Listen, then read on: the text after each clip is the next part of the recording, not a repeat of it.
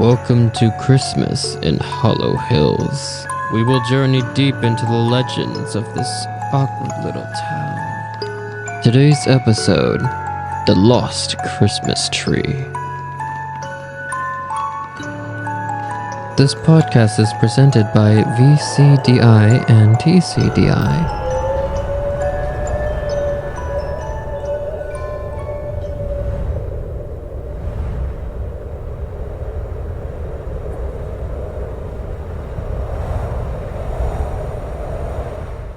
The winter chill had settled deep into the town of Hollow Hills, and the snow blanketed everything with a soft, powdery white. It was a week before Christmas, but instead of the usual buzz of holiday excitement, the town felt different this year. The lights on Main Street were fewer, the decorations simpler, and a quiet air of worry hung over the town like a cloud. Many of the townspeople had been hit hard by financial troubles, and while there were still smiles and greetings, there was a shared understanding that this Christmas would be more about getting by than grand celebrations. That didn't sit well with a group of high school seniors who had grown up in Hollow Hills and loved the magic of Christmas. This year, they wanted to do something special, not just for their own families, but for the whole town. After a long brainstorming session in the school's cafeteria, they came up with an idea that felt just right. Find the perfect Christmas tree for the town square. Not just any tree, but the most beautiful tree Hollow Hills had ever seen. It was Blake, the most adventurous of the group, who first mentioned the legend. "You know," he said, leaning in with a conspiratorial grin, "my grandpa used to tell me stories about a grove of perfect Christmas trees hidden deep in the forest. He said no one's ever found it except for the old woodsman." The others, Liz, Sam, and Mia, exchanged glances. They all heard the tale of the ghost woodsman, a spirit said to haunt the deepest part of the forest, guarding something special. The story varied depending on who told it. Some say he was the protector of the land, while others claimed he was a vengeful spirit who chased off anyone who dared to enter his woods. Liz raised an eyebrow. "So you're saying we should go look for this hidden grove? And risk running into the ghost woodsman?" Blake shrugged. "What do we have to lose? Besides, it's just a story, probably." Mia, always the practical one, sighed but nodded. "If there's even a chance we can find a tree that would bring some holiday spirit back to the town, I'm in." And so, the next afternoon, they set off. With axes in hand and scarves wrapped tight around their faces to block the biting cold, they ventured into the forest, laughing and teasing one another as they trudged through the snow. At first, it felt like an adventure. They wandered deeper and deeper into the woods, passing through snow-covered trees that stood tall and proud. The air was crisp, and the sound of their footsteps crunched in the silence of the forest. But after a couple of hours, the mood began to shift. The trees grew thicker, darker, and more twisted, as if they were watching the teens with a wary eye. The sun had started to dip behind the mountains, casting long shadows over the snow. Just when they were about to give up, ahead, in the small clearing, stood a grove of trees unlike anything they had ever seen. Each one was tall and perfectly shaped, their branches thick and full, dusted with just the right amount of snow.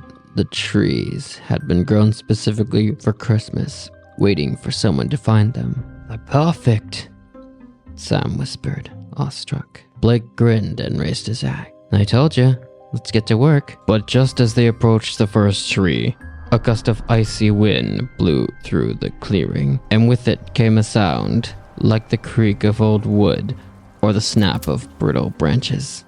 Before any of them could react, a shadowy figure stepped out from behind one of the trees. The ghost woodsman. He was tall and gaunt, his face hidden beneath a hood, his eyes glowing faintly in the dim light. His clothes were tattered and worn, his hands rough and scarred, gripped a long, sharp axe. He moved towards them with a slow, deliberate gait, and the teens froze in place, fear gripping their hearts. "What are you doing in my forest?" The woodsman growled, his voice like the wind through dead leaves. Blake, for once, was speechless. Liz tried to step forward, but the woodsman pointed his axe toward her, and she stopped in her tracks. "Who gave you the right to cut down my trees?" He snarled. The teens huddled together, trembling. Blake, summoning what little courage he had left, managed to speak. We weren't trying to steal. It's just, this year's been really hard for our families, for the whole town. We thought maybe if we found a special tree, something beautiful, it would help everyone feel better. We didn't mean to disrespect you or your forest. The ghost woodsman's glowing eyes flickered as he looked from one teen to the next. His grip on the axe tightened, and for a moment, the air around them seemed to freeze. Then, something shifted in his expression. His harsh features softened slightly, and the glowing light in his eyes dimmed. "You wanted to help your families?" He asked, his voice no longer a growl, but a low rumbling murmur. The teens nodded, still unsure of what was about to happen. The ghost woodsman studied them for a long moment, then slowly lowered his axe. "Follow me," he said, hesitant but hopeful. The teens followed the woodsman deeper into the grove. The trees around them seemed to shimmer with an ethereal glow, casting a soft light over the snow. Finally, the woodsman stopped in front of a single tree, standing alone at the center of the grove. It was taller than the others, its branches perfectly symmetrical, and as they looked closer, they realized the tree itself was glowing, a faint, warm light radiating from its needles. "This is the tree you're looking for," the woodsman said quietly. "It's special. It will bring peace to your town." Blake stepped forward, his eyes wide with wonder. "Thank you," he whispered. The ghost woodsman nodded, watching as they carefully cut down the tree. As the teens carried it back through the forest, they glanced over their shoulders to see the woodsman standing at the edge of the grove, watching them go, his figure slowly fading into the mist. When the teens returned to Hollow Hills with the tree, the town was transformed. Everyone gathered in the square, marveling at the tree's beauty as they decorated it with lights and ornaments. Holly from the diner brought out trays of hot cocoa and pastries, serving them to the cheerful townsfolk as they worked together to hang the garlands and tinsel. There was laughter, music, and the sound of voices lifted in Christmas songs. But the tree still glowed, faintly but unmistakably, casting a warm, soft light over the square. As the teens stood together, watching their parents and neighbors celebrate, they couldn't help but smile. Mia glanced towards the edge of the square, and her smile faltered. She nudged the others and pointed. There, just beyond the last row of houses, stood the ghost woodsman, watching them from a distance, his form barely visible in the fading light.